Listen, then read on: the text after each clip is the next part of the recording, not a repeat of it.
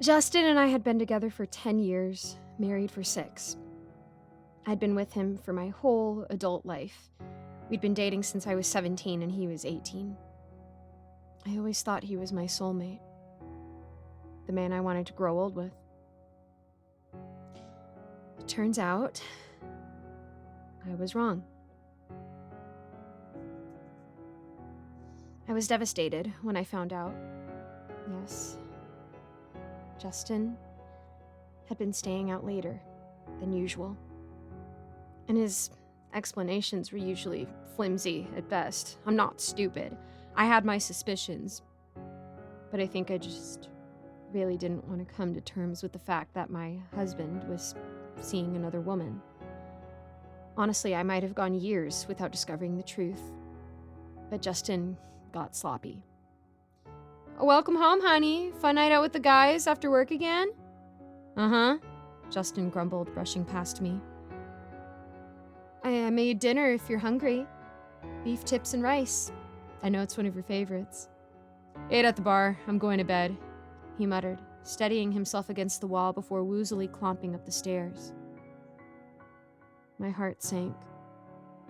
Nights like those were becoming more and more frequent. I loved my husband. All I wanted was to spend a little quality time with him after a long day at work, but he couldn't even spare me a few minutes. I glanced up at him as he lumbered up the steps, a tear trickling down my cheek. In an instant, any sadness that I felt was replaced with a burning rage, because when Justin passed underneath the overhead light, I saw what happened to be a hickey on the side of his neck. A cocktail of emotions swirled within me. Despair, resentment, betrayal. They all hit me like a ton of bricks. I was stunned. I didn't know what to do. I mean, who would? The man I had been head over heels for all my life. All of that time had stabbed me in the back. I was in disbelief. I stumbled to the kitchen, pulling out a chair before I could collapse. I stared into space, trying to make sense of what I'd seen. I sat there for a long time, deep in thought. After a while, I felt numb, like my entire personality had been flushed down the drain, leaving nothing but an empty husk. And then a thought flashed across my mind. I'd been mistaken. That had to be it. Just a mere trick of the light. It was a pretty dimly lit hallway, after all. Whatever the case, I had to know.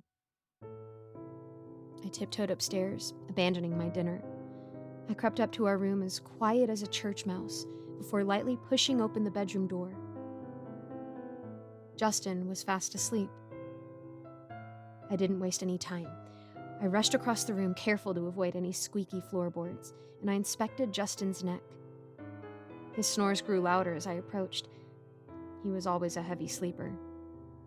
I cursed when I got a closer look. Justin was sleeping on his side, and I was not going to try to roll him over. I glanced around, searching for anything that might provide concrete evidence. My eyes fell to the bedside table. Bingo. I snatched Justin's phone from his charger. I held my breath as I pressed his meaty thumb onto the screen to unlock it. I grinned, feeling a rush of exhilaration as I achieved my goal. What? Huh? I froze. Justin groggily opened his eyes, a sliver as my hand covered over him. My blood turned to ice, and I prayed with all my might that my husband would just go back to sleep. And to my immense shock, my prayers were answered. Justin mumbled incoherently under his breath before grabbing a fistful of covers and nodding off. I'd escaped by the skin of my teeth. I had to be more careful. The first thing I did was check Justin's texts. I immediately saw a woman's name I didn't recognize. My heart shattered when I read the messages. Hey baby, last night was incredible. See you again after work today? Winky face. Absolutely. I wish you never had to leave. What about that wife of yours, though? Won't she get suspicious? Her? Not a chance. Even if she does find out, she won't leave. I could murder a baby in front of her and she'd still think I was a saint. A deep-seated rage bubbled within me. Did Justin really think that little of me? He clearly saw me as nothing more than a spineless, codependent pushover. Well, I'd show him. I screenshotted the evidence, scrolling through dozens of photos that I hadn't taken, and sent everything to my number. I deleted any proof of my snooping, then replaced Justin's phone on the charger.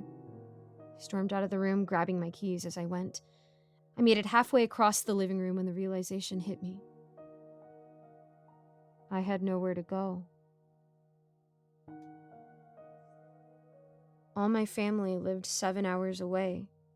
It was too late to book a decent hotel, and I really didn't want to drag any of my friends into my drama. Not yet, at least. That left me with one option. I had to sleep on the couch. I plopped down onto the sofa and sighed.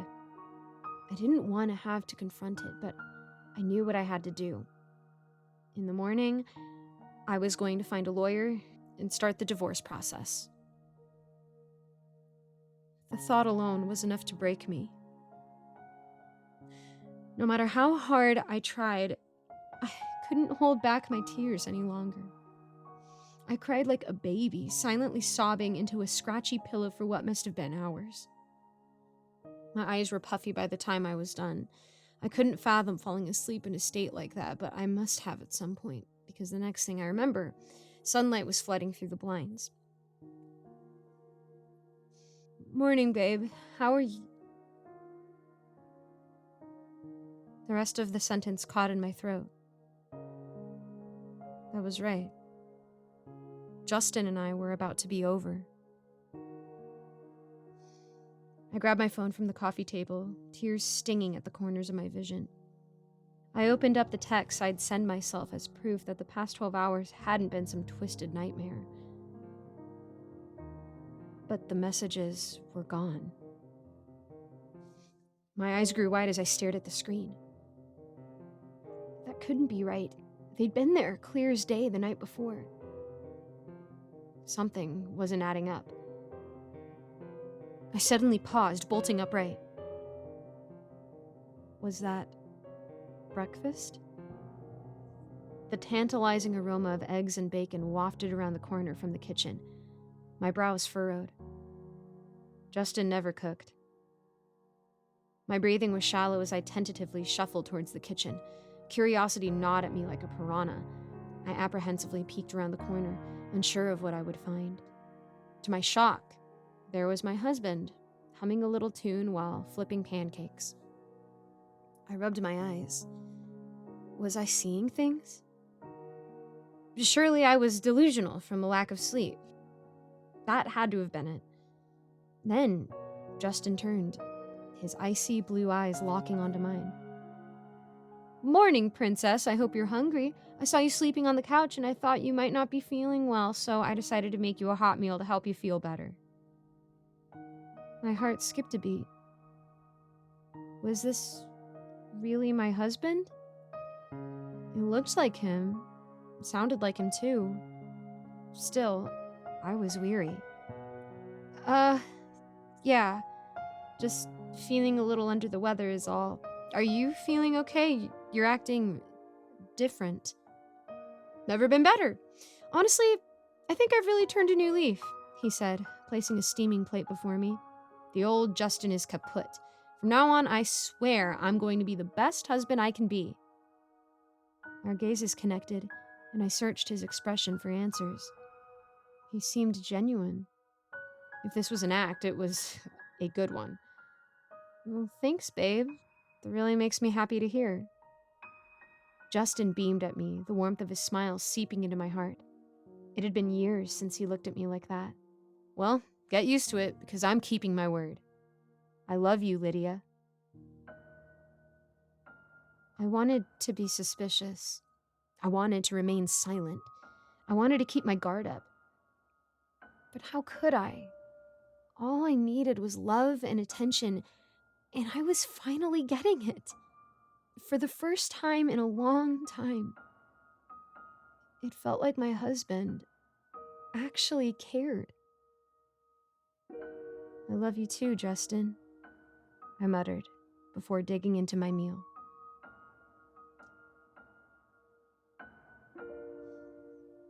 A big part of me was still leery of my husband. His timing was pretty convenient after all, but even with all my doubts, Justin was seemingly sticking to his promise. He took me out on dates, paid to get my nails done, bought me flowers. He even started shouldering most of the housework. Needless to say, I was impressed. If he would have kept that up, I might have never suspected a thing. But one night, he slipped up. We were cuddled up on the couch watching The Truman Show when I asked. Now, I wish I would have kept my mouth shut.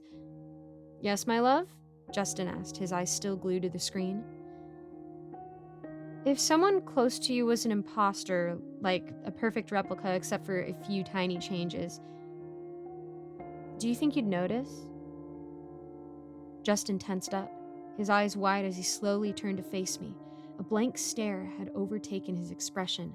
A chill rippled through my body when he looked at me like that. He was beginning to frighten me. I suppose so. Why do you ask? His voice was monotone, dripping with a tinge of urgency. I didn't know how to process his sudden shift in personality. It's the premise of the movie we're watching. I watched as the color seeped back into his face, and he loosened up, breathing a sigh of relief. I cocked a curious brow.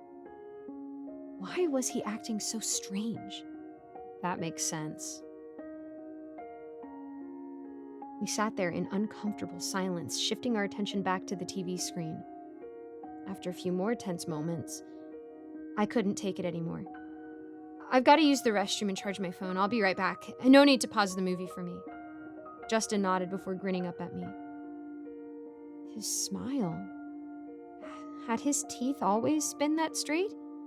Okay, baby girl, hurry back. Wouldn't want your spot to get cold. Yeah, sure thing. I practically bolted up the stairs, locking myself in our room. I slumped against the door, trying to steady my palpitating heart. What was going on? Was it just me, or was that some seriously freaky behavior? Either way, I needed a second to calm down. I had my eyes shut, focusing on my breathing, when I heard it. My phone was buzzing from inside my pocket. I hurriedly retrieved it, glancing at the screen. Unknown number. I normally don't answer calls from strangers, but something compelled me. Maybe it was intuition, or perhaps I just wanted someone to talk to other than my husband. In the end, I accepted the call. Hello? Lydia? Lydia Atkins? Speaking. Look, this is going to sound crazy, but I need you to hear what I have to say. Okay. I suddenly jolted up from my spot on the floor and stared at the locked door separating me from the hallway. Loud knocks rattled in its frame. Lydia? Lydia, who are you speaking to? Panic surged through me as I scrambled for an answer. It's my mom. Go back downstairs. I'll be there in a minute. That was him, wasn't it? The caller said. That was my husband, yes. Why do you ask? I whispered, putting as much distance between myself and the door as possible. Lydia, I need you to hear me out. Can you promise me that you will? The pounding on the opposite side of the room grew even louder. Lydia, don't listen to her. She's a liar. My stomach began to twist itself into knots. How did he know? I'm listening. I'll hear what you have to say. The woman on the other end of the line breathed an audible sigh of relief. Okay. My name is Adeline, and Justin and I have been seeing each other for about 9 months. That man in your house is not your husband. My blood turned to ice, and I began to tremble. No, that couldn't be true. In a shaky voice, I asked the question that will haunt me until I die. How do I know you're telling the truth? There was a long pause, the bangs outside my door reaching a nauseating crescendo. When Adeline answered, I knew without a shadow of a doubt that I was in serious danger. Lydia, for the past week, Justin has been living with me.